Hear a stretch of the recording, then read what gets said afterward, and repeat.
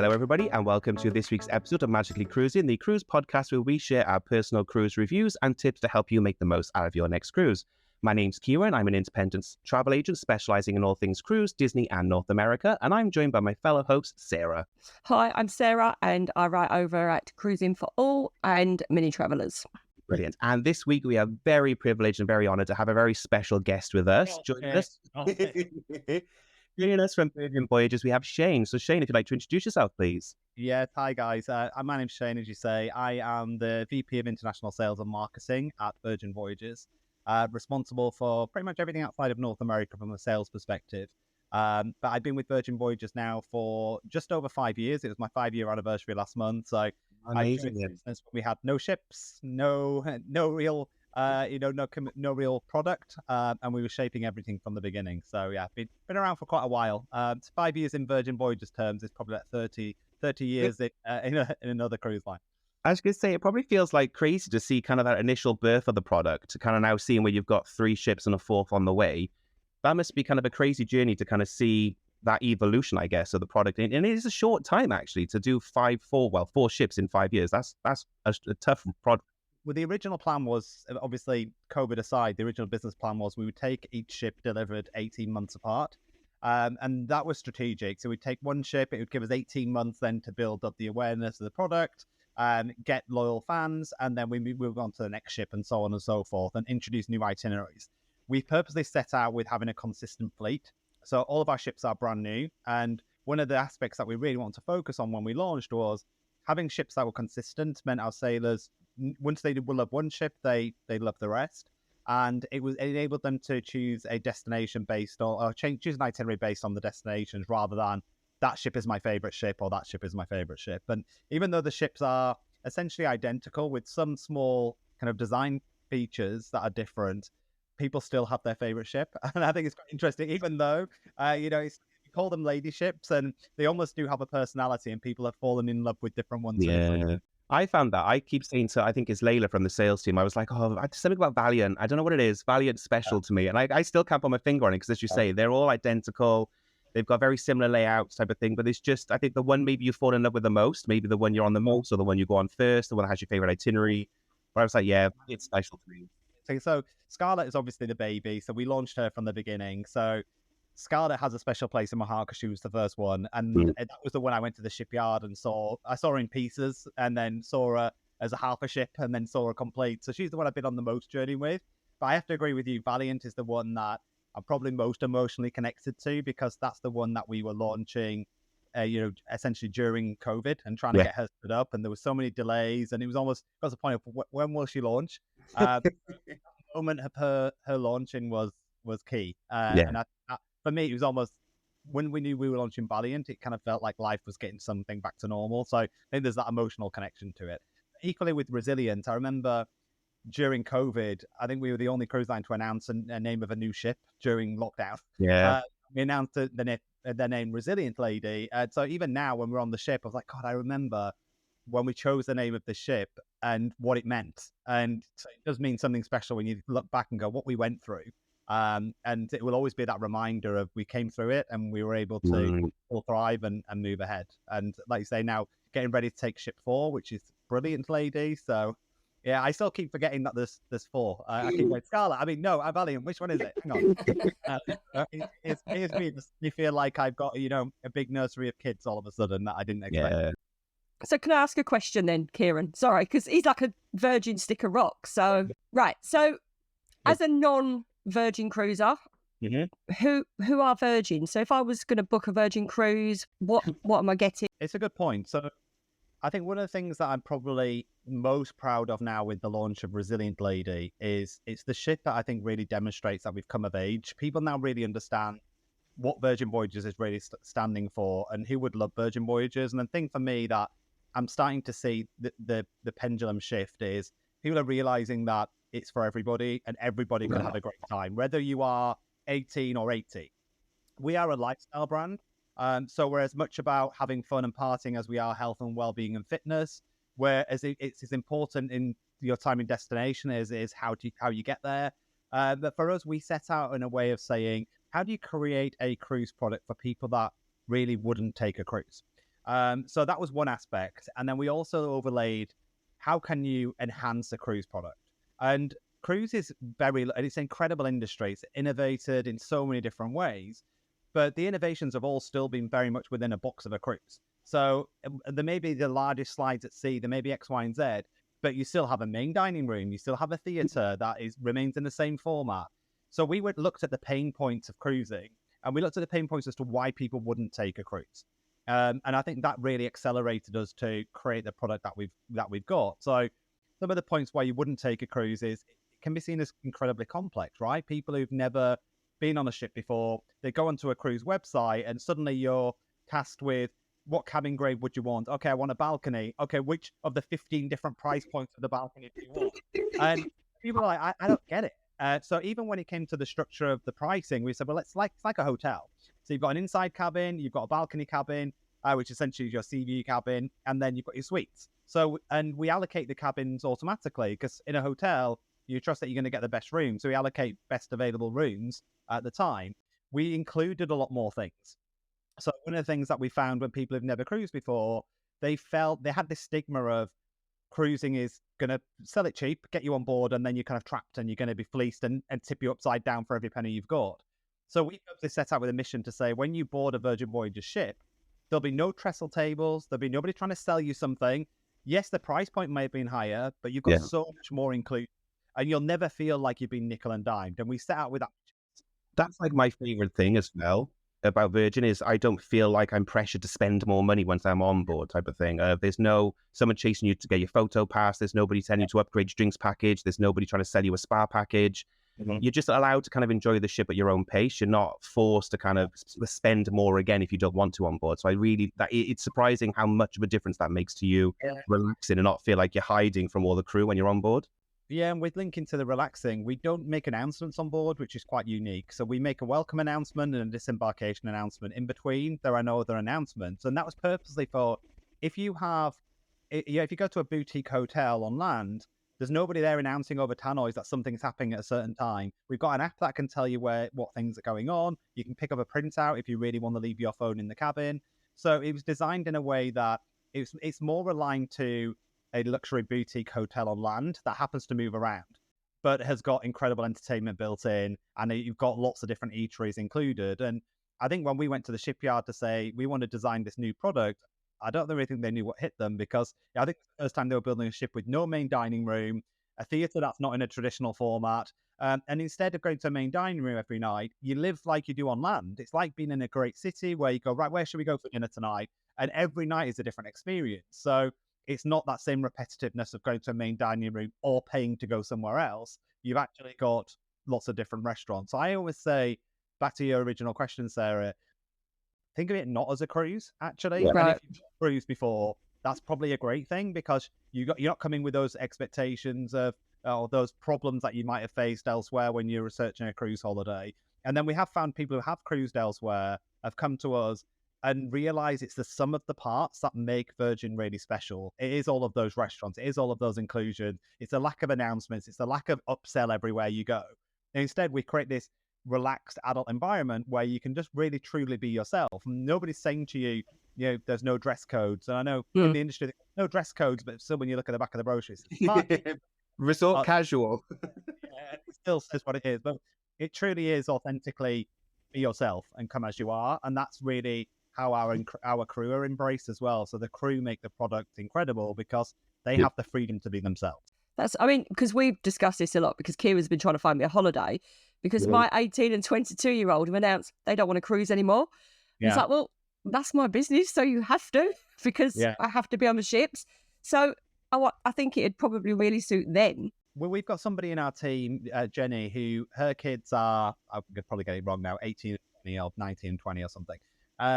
And she went on holiday last year and took the kids with her. And it was probably something that we overlooked quite early on, to be honest with you. We were very much, it's adult-only products, it's probably going to be couples.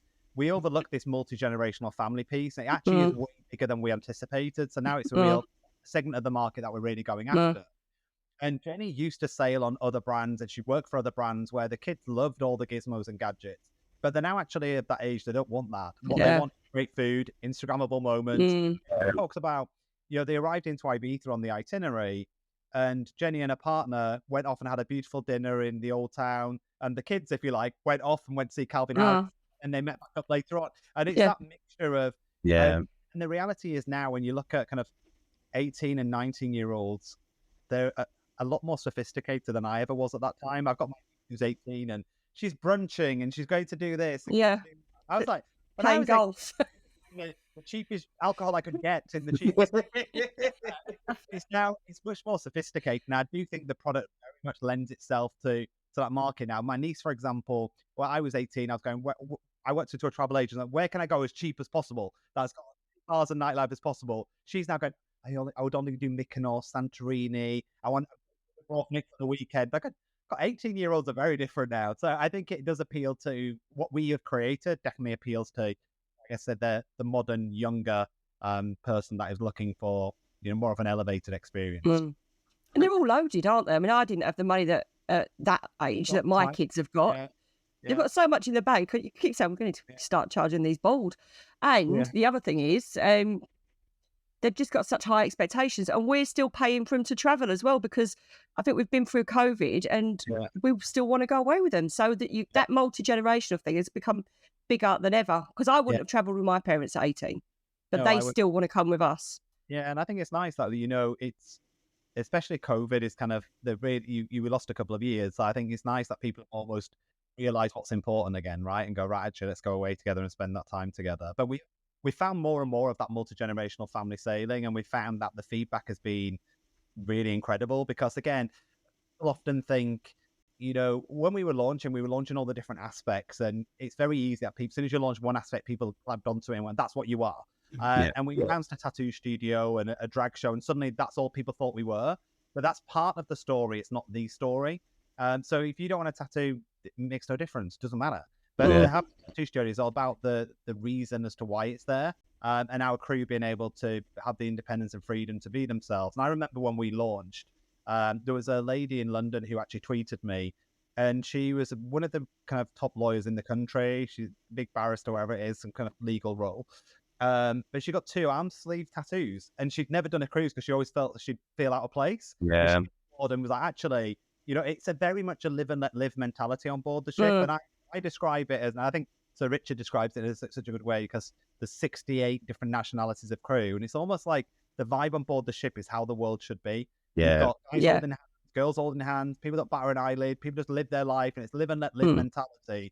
And I think Virgin is very unique in being able to bring that mindset together of like-minded people that want to have a great time, want brilliant quality product, but actually just want to be themselves. I say to my customers a lot, like, there's an amazing electric atmosphere on board, and I know how you create it, because I've watched and I've seen the hard work that the Happenings cast go into and all the crew go into to kind of create those amazing pop-up events and things like that. But you just create this amazing atmosphere where everyone's just really kind of at ease and accepting, and everyone's having a really nice time, and we make friends and we chat to everyone on board, because everyone's just really friendly, really bubbly, and really chatty. And I think probably where we should lead into kind of Resilient as well, and kind of how she's evolving, I guess, the entertainment offering as well. Just some of the new entertainment you've got on board, like Lola's Library especially, just creates this really amazing atmosphere in the manor that happens across the whole evening. And I think that's just seeing this evolution of this really relaxed, high-end product as well, though. And I think the new shows on board Resilient absolutely blew me away. And I was already in love with like Untitled Dance Show and Dual Reality already, but definitely the new shows on Resilient have elevated that even higher again. And I generally was just like, oh my God, this is the best thing ever. Well, Resilient is a step up, right? So we launched Scarlet and Valiant in a very close time. So a lot of the product overlapped because we're having to launch them within such a close proximity. Resilient, we had the good runway to be able to make sure that we're elevating to the next level.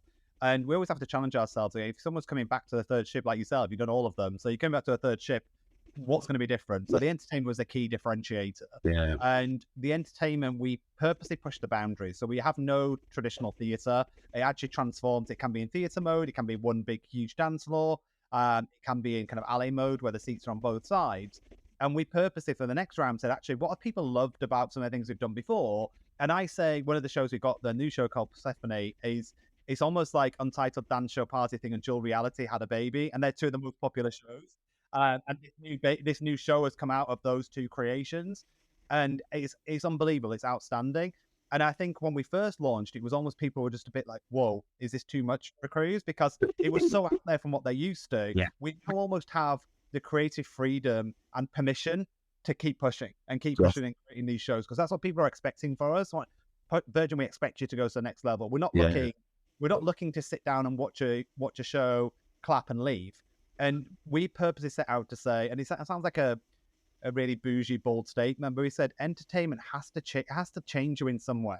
Like, you have to go into something and leave feeling that it's changed you in some way. And it's not, we're not trying to go suddenly transforming people's minds or brainwashing people, but you have to leave going, oh, I didn't know that story, or it's made me look at a story in a different way. And like Dual Reality, for example, is a story of Romeo and Juliet, essentially, but it's told in a completely different. You leave and you go, God, that's the life that we're currently facing with all the tension we see in the world.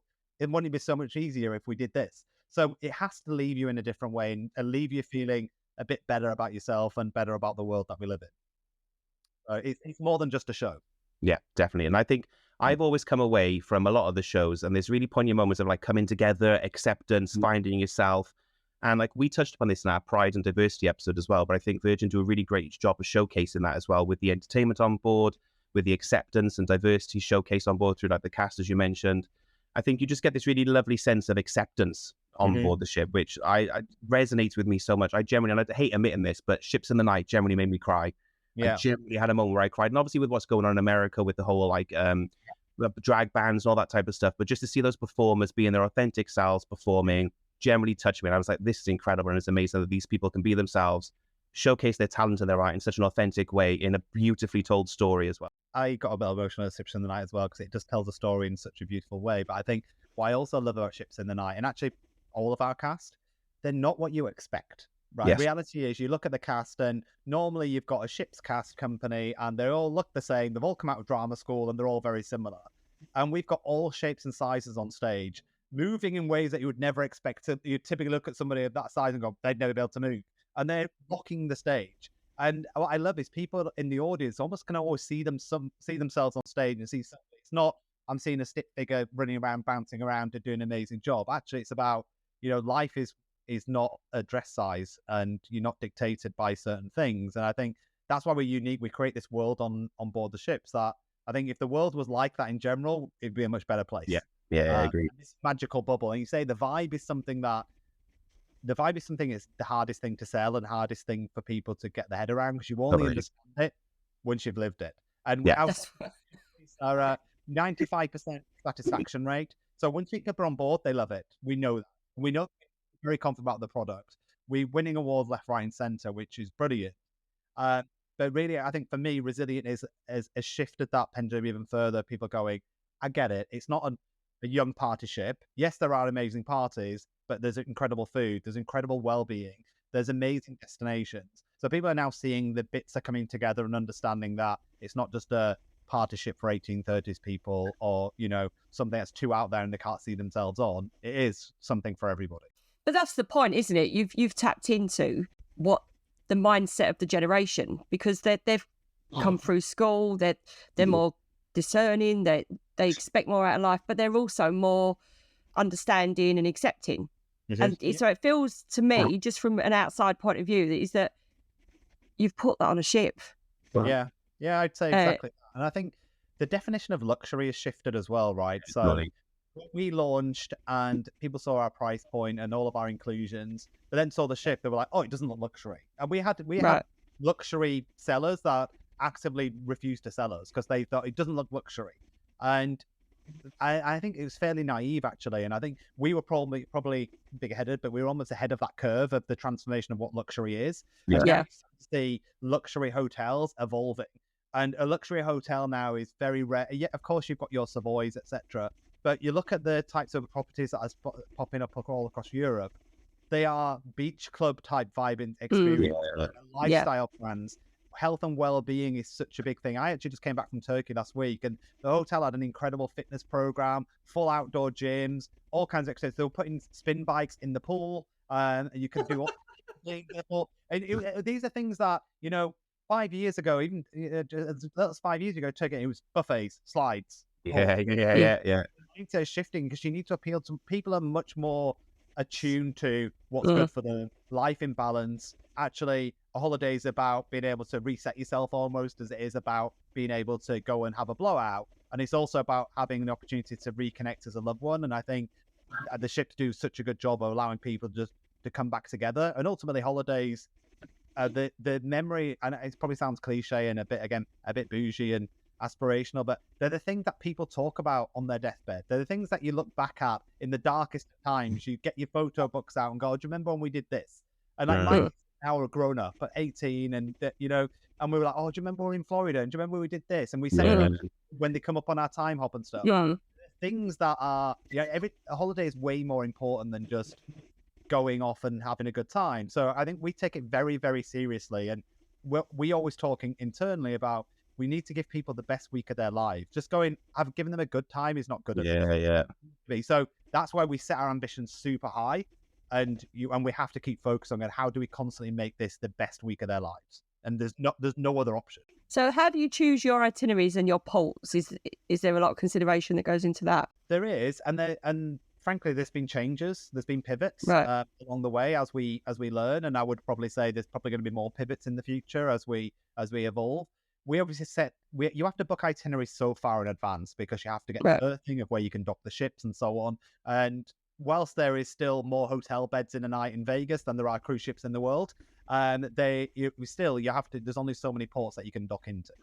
So we have to book far in advance. And what that has meant is, we planned itineraries, and as the time evolves and as we get more feedback from our sailors and people start telling us what they love and what they would like to see more of, we are having to pivot and make changes along the way and actually say, well, we may cancel some itineraries and replace them with itineraries. And we've recently done that in Australia and New Zealand. So we had a very small selection of short break itineraries from Australia, and a bigger selection of the 10 and 12 night Australia to New Zealand open jaws. And what the audience has been telling us over the last 6 months is actually we'd like more opportunity to do short breaks and doing than taking one big long holiday. So we have pivoted and said, actually, based on where the demand is and what people are looking for, we're having to evolve and say, where do we change the itinerary? So there's now much more shorter breaks in Australia where you can do 5, 6, and 8 nights because that's what the local market was looking for. And we still kept New Zealand itineraries for those people that want them, but there's just fewer of them. And we let more into that space. And in Europe, I would say, the itineraries having Athens and the Greek island itineraries have just gone so incredibly well. We're in a situation whereby we're still playing catch up. So a lot of our customers then moved from Barcelona, went to Athens because they were just taking that approach.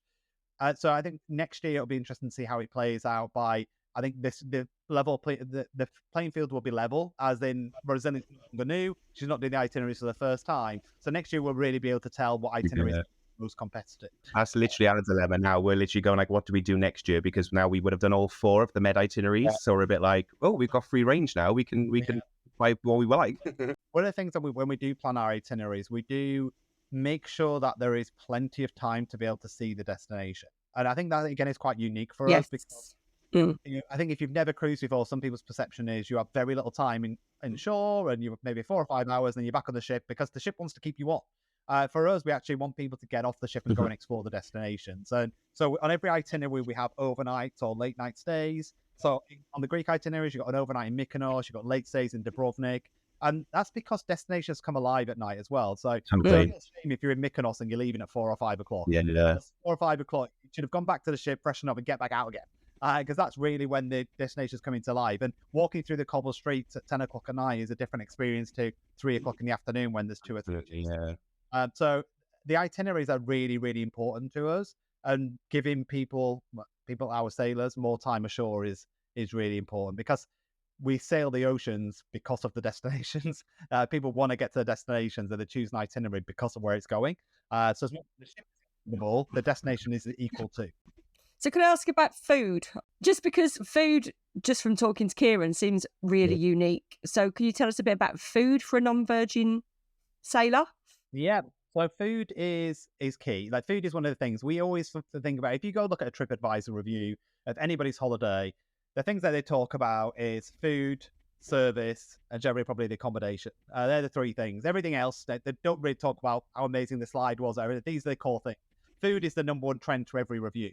So food is where we invest very heavily. We took away a main dining room because when you have a main dining room, you're trying to seat 1,000 people at any one time. The only thing you can do is what's called banquet dining, right? So if you go into the galley, you have all of the starters, they're all pre-plated up, and you go to a main dining room, you order a salmon for as a starter. Within minutes, the salmon is there. The plate's cold because it's been in the fridge all afternoon, and that's the only way you can do it if you've got seating people at that volume. What we said is actually, and also what that does also drive is a feeling of mass. Yeah, it drives that herd mentality. You've got half the ship going to a restaurant and then half the ship leaving the restaurant, so you feel like you're with a lot of people. So we said, how do we break that down and go, if you forget sending everybody to the same location, can you break that down and then have enough restaurants for people to be scattered around the ship? So you also then have a different experience. So there are 20 different places to eat on board the ship, and I would say 6 what I would term main dining rooms. So there are 6 main restaurants. So every night you would have a different experience, from our vegan forward restaurant of Razzle Dazzle to the Wake, which is steak and seafood. You've got the Korean barbecue, you've got our Italian, but every single one feels like you're on a different ship every night. Like, it doesn't just feel like you've gone into a restaurant and the menu's changed. The decor, the crew, the whole design, the drinks menu is completely different. And we've had people who've gone into extra virgin and have wanted a drink that's in Korean that's in that restaurant, and that's that restaurant. In the same way, in the city, you couldn't walk into a restaurant and go, I want the drink from the restaurant 5 doors up. It's part of the experience, right? So you've got your mezcal bar, you've got your tequila bar, and all that in the Mexican restaurant. So every restaurant does feel like a completely, truly unique experience that, quite frankly, you'd be happy to pay for anywhere in the world.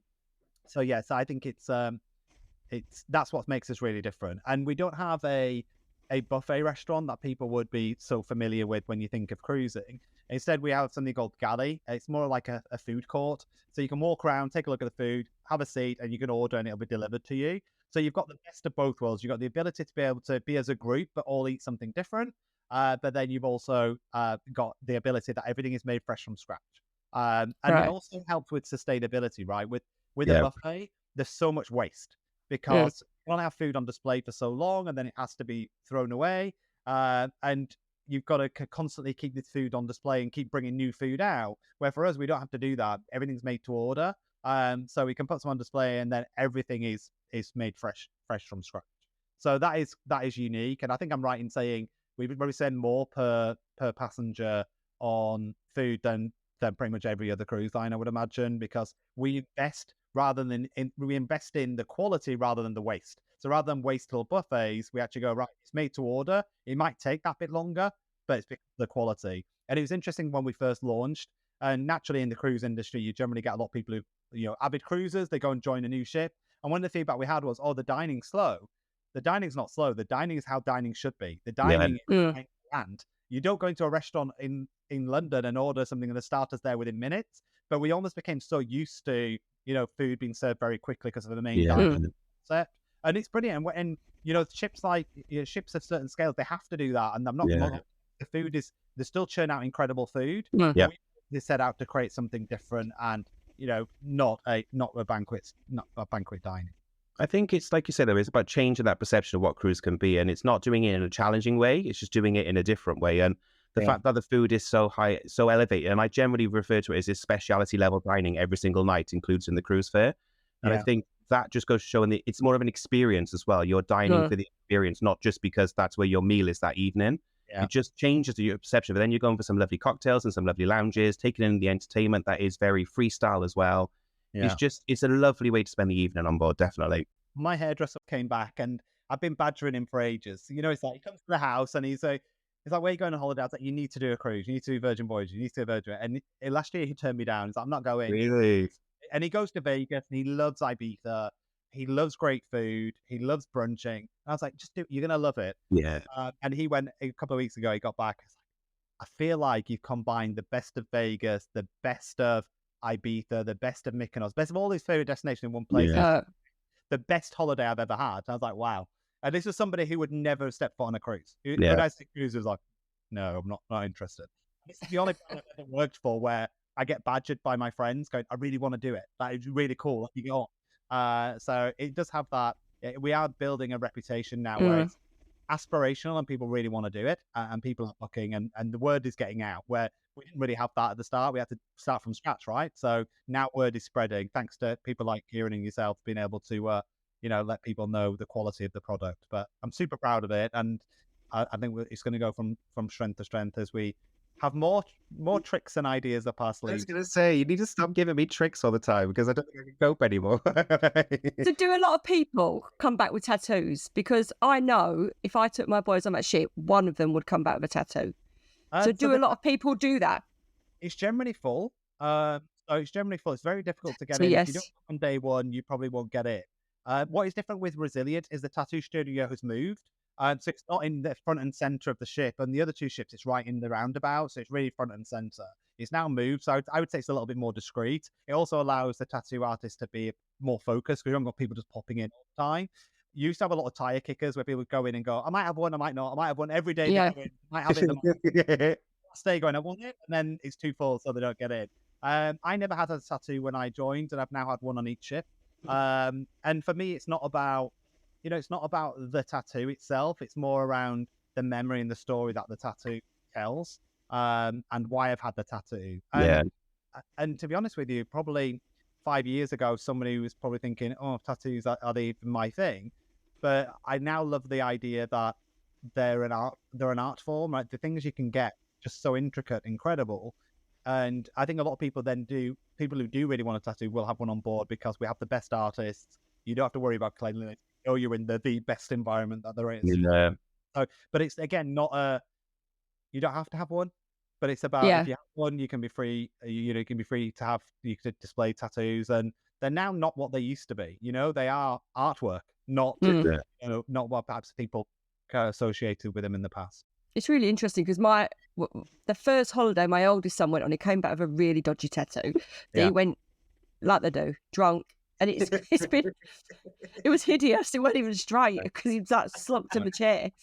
So it's actually cost him a fortune, and now he's got a big. But it is lovely. I mean, my pain barrier, no, but it looks lovely. So I think if you're on a cruise, you know that you're in a sterile environment. You know that you've got people that are correctly trained. It's safer. And I like that. The quality is great, but it's a sum of the part. I mean, you say how many people get a tattoo. There's probably 1% of the ship get a tattoo, if that. Because of the scale of people, we can't get that many people through.